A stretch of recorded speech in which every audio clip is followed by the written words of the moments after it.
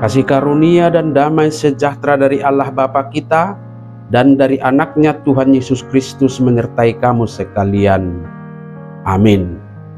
Shalom saudara-saudari sahabatku semua di dalam nama Tuhan Yesus. Firman Tuhan yang menyapa kita hari ini, hari Jumat tanggal 12 Juli 2024, tertulis dalam Titus pasal 2 ayat 14. Mari sahabatku semua kita simak dan renungkan firman Tuhan yang menjadi kekuatan dan inspirasi untuk menjalani hari ini. Demikian, yang telah menyerahkan dirinya bagi kita untuk membebaskan kita dari segala kejahatan dan untuk menguduskan bagi dirinya suatu umat kepunyaannya sendiri yang rajin berbuat baik. Ai dileho do dirina humokopita asa ditubus hita sian nasa hajahaton, asa urasonna di dirina bangso naung ibana napunasa na olo makka padotton akka ulaon nadenggan. Demikian firman Tuhan.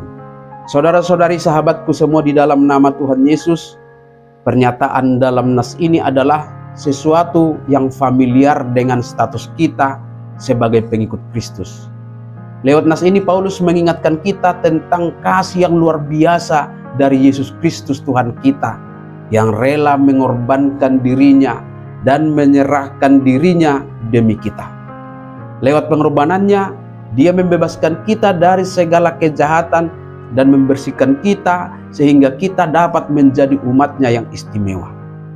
Keistimewaan itu sudah diuraikan Paulus dalam ayat-ayat sebelumnya dalam pasal 2 ini, yang menyatakan wujud iman kita dalam tatanan sosial, yaitu sikap yang seharusnya kita hadirkan dalam relasi kita dengan sesama. Intinya adalah bahwa setiap orang yang percaya dipanggil untuk hidup dalam kebaikan dan kebajikan. Maka sahabatku semua, yang pertama kita diingatkan bahwa hidup kita adalah hidup yang mencerminkan pengorbanan Kristus. Karena pengorbanan itu adalah bukti cinta kasih Allah yang tak terhingga bagi kita. Dia menyerahkan dirinya, mengalami penderitaan dan kematian di kayu salib untuk menebus kita dari dosa-dosa kita. Itu semua bukan karena kita pantas atau layak menerimanya, tetapi karena belas kasihnya yang besar kepada kita. Dan inilah nilai-nilai kebaikan mendasar yang harus kita teladani, yang mengajarkan kita tentang nilai pengorbanan dan kasih tanpa syarat kepada sesama kita. Ini adalah sebuah warning bagi kita sebagai pengikut Kristus di tengah-tengah semakin menipisnya solidaritas dan kepedulian kepada sesama. Yang kedua, cinta kasih Kristus adalah pembebasan dari segala kejahatan, sehingga kita tidak lagi terikat oleh dosa dan kuasa kegelapan itu. Kristus telah mematahkan belenggu yang mengikat kita, sehingga kita dapat hidup dalam kebebasan yang sejati. Namun, kebebasan itu bukanlah alasan untuk berbuat sesuka hati kita, melainkan panggilan untuk hidup dalam kebenaran dan kekudusan. Dan yang ketiga, buah dari penebusan itu bermuara kepada panggilan untuk rajin berbuat baik.